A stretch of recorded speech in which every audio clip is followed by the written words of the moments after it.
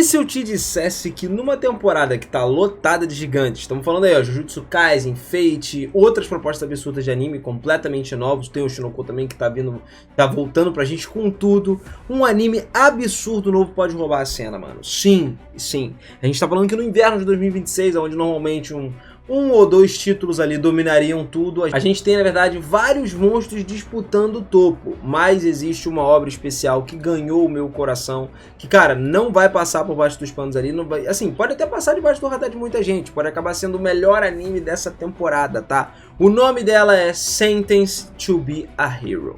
Sim, galera, aqui ser um herói não é uma glória, não é um reconhecimento, é na verdade uma sentença de prisão perpétua, tá? Criminosos são forçados a lutar numa guerra até o fim, até a morte ali, que não liberta absolutamente ninguém, e cada ressurreição arranca um pedaço da sua alma. Com um time criativo que foi o mesmo que estava por trás de Mushoku Tensei, num mundo brutal de refugiados agora por regras cruéis, deusas que não são divindades especificamente, né, mas sim armas vivas, uma proposta que desconstrói completamente o que a gente estava imaginando, aquela fantasia de poder tradicional. Hoje eu vou te explicar o que é o Sentenced to be a Hero e por que ele tem tudo para se tornar o melhor anime, o mais impactante do inverno de 2026, com base até no primeiro episódio que já foi lançado, e por que você definitivamente não pode ignorar essa obra, tá? A gente tem que acompanhar. Então, já capricha naquele like, já se inscreve no canal aí se você não for inscrito e vem comigo para entender o porquê ser um herói nunca foi tão assustador. Preparado? Vamos nessa!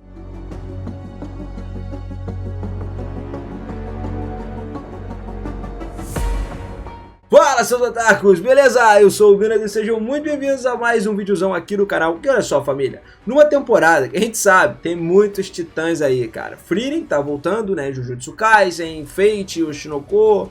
E escolher um destaque não é nada fácil. Lógico que a gente tá falando só de continuações, não tá falando dos animes novos, porque tem muito anime novo essa temporada. Acho que vai ser uma das temporadas mais recheadas que eu já vi dos últimos tempos. Mas cada uma das obras que a gente citou aqui carrega um talento absoluto, absurdo por trás. E qualquer outra estação ali, pô, ela nem precisa de muita coisa. Esses aqui brilhariam sozinhos em cima das outras, tá? Completamente roubariam os holofotes. Mas, por algum motivo, esse ano tem um anime incrivelmente, podemos dizer assim, empilhado. Normalmente basta 2 animes para capturar toda a atenção do público, mas a gente tá lá, tem pelo menos 6 animes fortes ali, 6 candidatos a esse posto.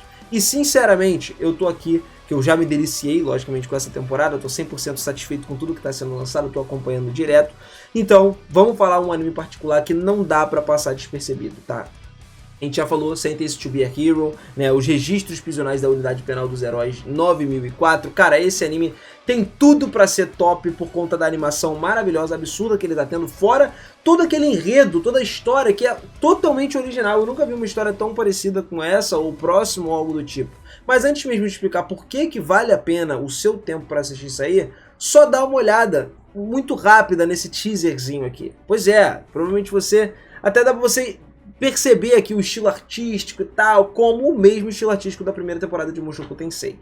Isso não é coincidência, é praticamente o mesmo time de animação que tá fazendo esse anime. O diretor tá lá, o Takashima, né, mesmo responsável pelas cenas incríveis como aquelas que marcaram Mushoku Tensei, ele tá trabalhando do lado do Nakoji, e juntos eles fizeram um trabalho excepcional como os principais animadores e diretores de animação da série de Mushoku Tensei. Talvez você já tenha até me visto fazer esse tipo de comparação antes em produções aqui de qualidade, né, como sempre merecem ser muito elogiadas. Eu já falei bastante sobre todos esses tipos de produções, mas é justamente por isso que eu tenho que contar aqui com tanta confiança que essa série vai ser simplesmente incrível. Já saiu o primeiro episódio ali, para surpresa de todo mundo, um episódio relativamente grande, então tem muita coisa maneira acontecendo. E para completar o pacote, a série é uma composição muito boa do roteiro que tá nas mãos do Kenta Ihara, cara. Então dá para garantir que a narrativa, o ritmo, a estrutura do enredo, tudo vai ser tratado com o máximo de cuidado possível.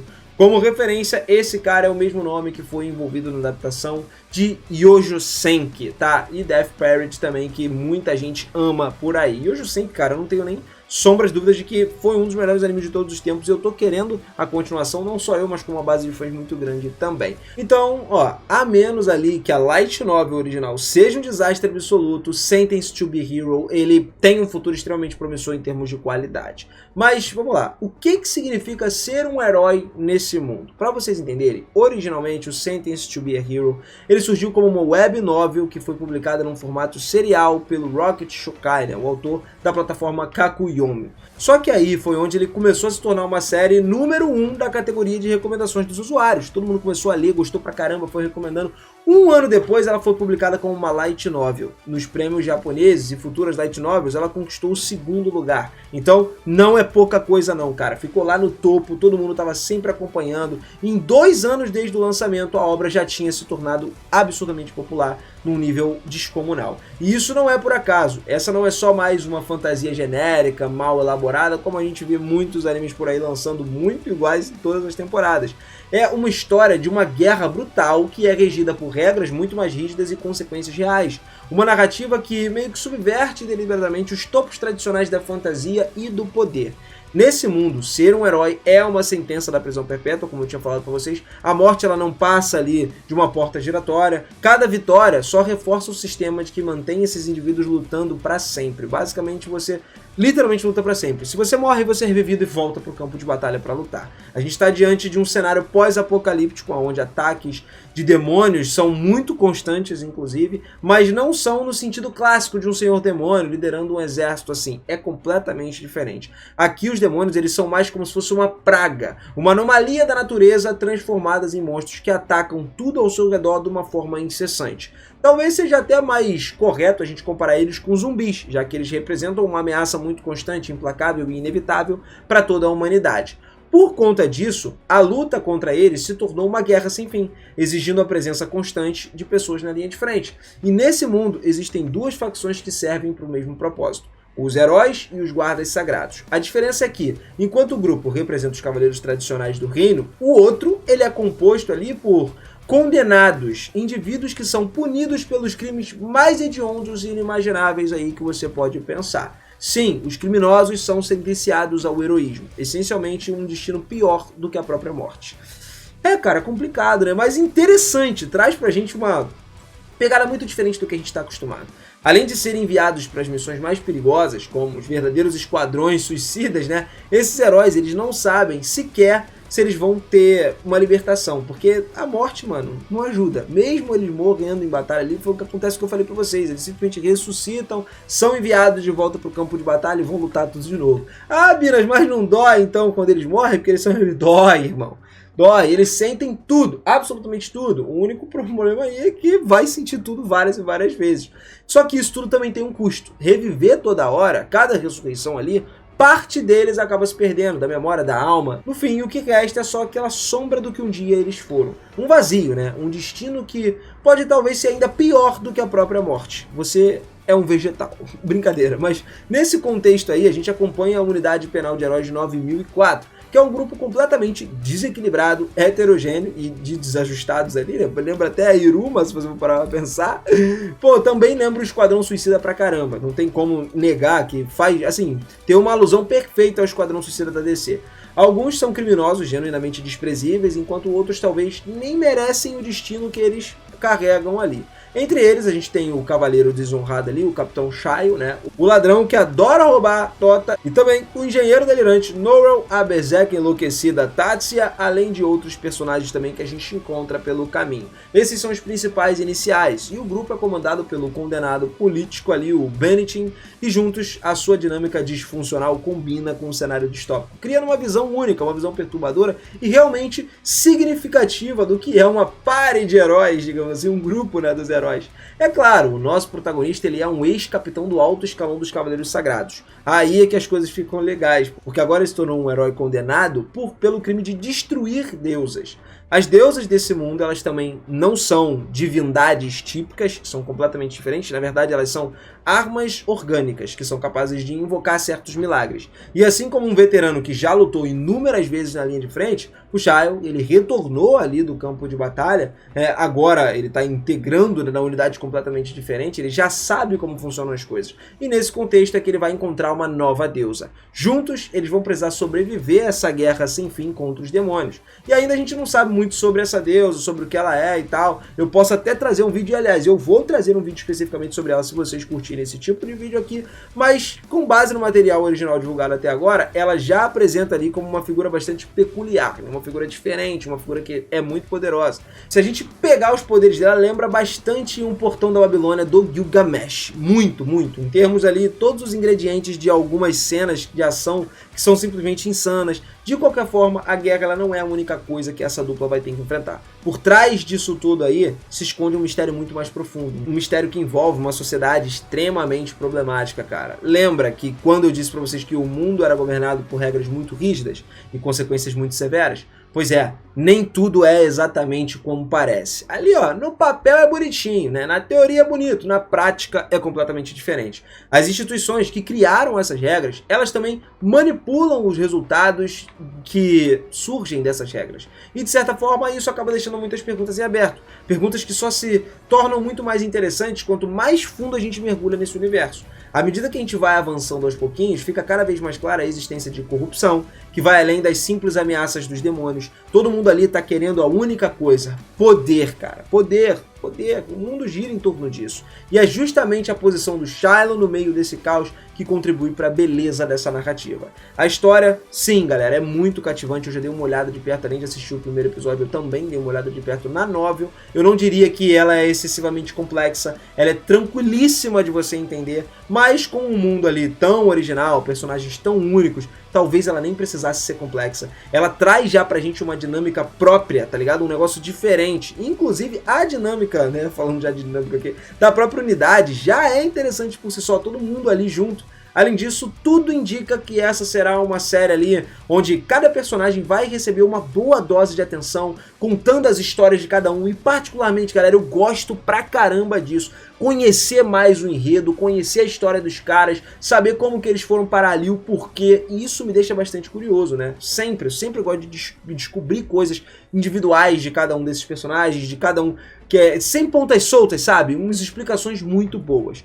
O trailer mais recente, e o primeiro episódio, já destacou vários membros da equipe de forma equilibrada, incluindo momentos em que eles foram sentenciados. Essas cenas parecem ter sido, inclusive, pensadas para poder construir uma estrutura maior no enredo geral. Ainda assim, com um elenco tão numeroso, pode ser desafiador, né, desenvolver todos os personagens de uma forma satisfatória, especialmente se a gente tiver só 12 episódios nesse início. Eu acho que fica meio complicado e meio corrido. Talvez um pouco de sorte, a gente tenha até 24 episódios, eu não sei exatamente quantos vão ter ainda. Se você souber, já deixa aí nos comentários, mas até o momento nada confirmado pra gente. Felizmente a gente sabe que nessa estreia tivemos um episódio de 60 minutos, foi maravilhoso, porra, gigantesco. Já temos bastante confiança inicial para essa história de ser desenvolvida. E, aliás, episódios de estreia com esse tempo todo de duração não são tão comuns, mas quando acontecem, geralmente indicam que tem uma parada muito grandiosa por vir. Aliás, eu até já vi alguns episódios, alguns animes que começaram assim, e no final das contas surpreenderam muito. Então, isso costuma geralmente resultar em séries de muita qualidade, tá, galera? Para reforçar isso ainda mais, a Crunchyroll chegou num ponto de organizar uma estreia nos cinemas, que foi maravilhoso também, muito top isso. É bom que os animes estão ganhando muito destaque nos cinemas ultimamente, e as telinhas, ó, estão fazendo sucesso. Só que temos um detalhe específico que eu ainda estou tentando entender. A necessidade de muita gente. Foram 22 diretores de animação, 132 animadores chaves. Isso eu não estou totalmente familiarizado com os padrões da indústria nesse aspecto, mas com base no que eu já cheguei a ver em alguns lugares, esse número pode não ser exatamente um bom sinal. Muitos animadores chaves, secundários, são responsáveis por retocar a animação principal feita pelos animadores principais. E um número muito grande deles, em alguns casos, indicam que estão terceirizando muito uma produção apressada, né? Tipo assim, é complexo, a gente pode ter um pouco de medo, é aquele receio. Mas eu tenho quase certeza de que esse não é o caso dessa série, tá? Só como uma referência, Mushoku Tensei originalmente tinha cerca de 20 animadores chaves e a maioria deles terceirizada, né, para estúdio White Fox, e normalmente em filmes de longa-metragem, como o filme do Chainsaw Man ou do Jujutsu Kaisen, que teve ali, a gente vê uma necessidade de um número tão grande de profissionais assim. Então, ou a gente está diante de uma produção de uma qualidade cinematográfica do começo ao fim, ou diferente, a gente está acontecendo lá no Estúdio Kai, as coisas vão ser de vento em popa, né? Vai ser de mal a pior. Pessoalmente, lógico, eu prefiro acreditar na primeira opção, que isso aqui é uma produção cinematográfica, porque eu quero ver um negócio muito bom, porque a premissa da história é muito boa. Esse primeiro episódio, inclusive, mostrou um nível da qualidade que tá acima de tudo que a gente viu até agora, cara. Então, só resta fazer o quê? Torcer para que eles consigam manter o padrão ao longo dessa temporada e não parar por aí. Só produzimos o primeiro episódio como um filme e vamos cagar pro resto. Não, cara. E para aqueles que tiveram sorte de assistir tudo isso, né? Geralmente, pô, eu vi um pessoal falando extremamente bem, tanto com relação à história quanto na animação. Numa temporada onde tantos animes estão competindo pelo topo, deixar passar uma obra dessa seria realmente uma pena, galera. Então por isso que eu tô falando desse anime aqui, tá? Seria triste a gente perder algo de tanta qualidade assim, simplesmente por nunca ter tido a chance de ouvir falar ou só não vou assistir, não. E aí a Crunchyroll promoveu bastante isso, cara, e ela trouxe pra gente, então eu não vou ficar surpreso se tornar muito popular daqui pra frente. Pra mim, pessoalmente, já fazia tempo que eu tava desejando uma história de fantasia assim, original, diferente, pô, uma história que trouxesse pra gente personagens diversos, com histórias diferentes, que muitas histórias já fizeram. Então, pra você que já tá acompanhando, quero saber o que você tá achando.